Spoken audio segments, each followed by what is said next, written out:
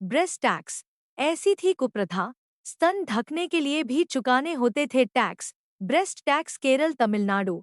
इतिहास में ऐसी कई प्रथाएं दर्ज हैं जिसके बारे में जानकर सहसा किसी को भी यकीन नहीं होता है, लेकिन इन प्रथाओं की सच्चाई से आप मुंह नहीं मोड़ सकते हैं।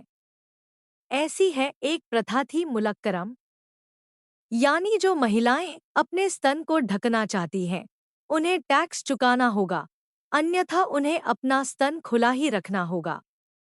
कैसी थी यह प्रथा? जानने के लिए पढ़े पूरी खबर। तिरुवनंतपुरम, तमिलनाडु और केरल जैसे राज्य आज मुलक्करम के खत्म होने की 200वीं वर्षगांठ मना रहे हैं। यह एक ऐसा कर था जिसके बारे में सुनकर ही हर कोई हैरान हो जाता है, लेकिन एक समय में यह हकीकत थी। इसे ब्रेस्ट टैक्स के नाम से भी जाना जाता था। वैसी महिलाएं जो अपने स्तन को ढकना चाहती थी उन्हें टैक्स चुकाना पड़ता था, और जो इस टैक्स को नहीं चुका सकती थी उन्हें अपना स्तन खुला रखना होता था। इस प्रथा का केरल और तमिलनाडु के कुछ इलाकों में कड़ाई से पालन किया जाता था।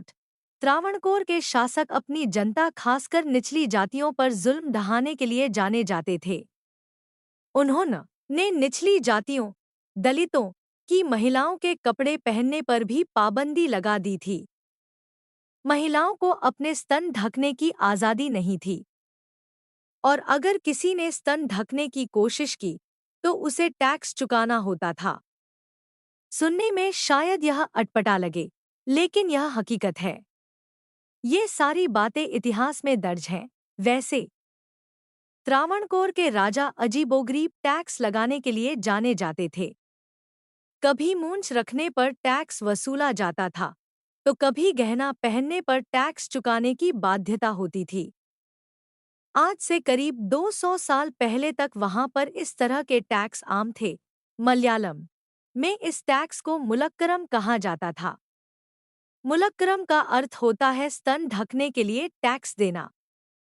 इस टैक्स को मुस्तैदी से वसूला जाता था। जो कोई भी इसे नहीं चुकाता था उसे प्रताड़ना का शिकार होना पड़ता था। राजा का आदमी दलितों के घरों में जाता था और उससे मुलक्करम वसूलता था। मुख्य रूप से दलितों के घरों से इसे वसूला जाता था। हालांकि इसको लेकर कुछ कहानियां भी हैं। इनमें कितनी सच्चाई है इसका पता नहीं। कहा जाता है कि स्तनों के आकार के आधार पर टैक्स वसूला जाता था। बाद में जैसे जैसे जागरूकता का प्रसार हुआ, पोराटम दिया गया था। अंग्रेजी में इसे अपर क्लोथ रिवोल्ट भी कहा जाता है। कुछ लोग इसे चन्नार क्रांति भी कहते हैं। यहाँ पर आपको यह भी बता दें कि केरल में वेल्लार, नायर और नंबूदरी को अपर कास्ट माना जाता है। पुलस्य, एडवा और नाडार को निचली जाति में गिना जाता था। वैसे कुछ लोग यह भी कहते हैं कि केरल समुद्र तटीय इलाका है। भौगोलिक रूप से इसे ट्रॉपिकल एरिया कहा जाता है। यहाँ पर भीषण गर्मी पड़ती है और उमस रहती है। इसलिए अधिकांश लोग शरीर के ऊपरी हिस्से पर कपड़े नहीं पहनते थे। पुरुष हो या महिलाएं, वे शरीर का नंगेली और उसका पति एक छोटे से तटीय गांव चेरथला में रहते थे। वे खेतिहर मजदूर के रूप में काम करते थे और नारियल के पेड़ों से रस एकत्र करते थे। नंगेली दलित थी, एझावा समुदाय से थी। उसने न केवल अपने लिए बल्कि सभी श्रमिक दलित महिलाओं के लिए आवाज उठाई। उनके विरोध ने उनके क्षेत्र में विद्रोह की चिंगारी जलाने में मदद की। नांगेली ने महसूस किया कि उनके समुदाय के साथ अन्याय हो रहा है। टैक्स के बोझ के कारण उनके पास दिन के अंत में खाने के लिए मुश्किल से मुट्ठी भर चावल का इंतजाम हो पाता था।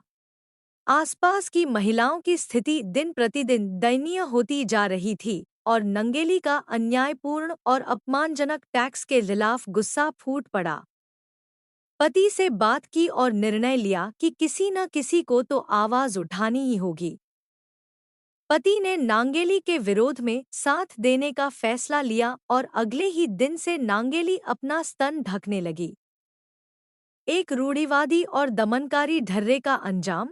नंगेली नंगेली का यह कदम सामंतवादी फ्यूडलिज्म समाज के पुरुषों को उनके मुंह पर करारे तमाचे जैसा था। बात आगे पहुंची और फिर नांगेली और उसके पति से ब्रेस्ट टैक्स ब्रे मांग की जाने लगी। 1 महीने बाद अधिकारी टैक्स लेने घर आ धमके। नांगेली का स्तन मापा गया। इसके बाद नांगेली घर के भीतर गई और चाकू से अपने दोनों स्तन काट केले के पत्ते पर लेकर बाहर आईं।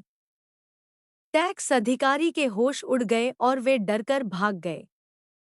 कुछ देर बाद ही नांगेली की मृत्यु हो गई, लेकिन उनके इस साहसिक कदम ने समाज की अन्य महिलाओं को हिम्मत दी। 26 जुलाई 1859 को राजा के एक आदेश के जरिए महिलाओं के ऊपरी वस्त्र न पहनने के कानून को बदल दिया गया।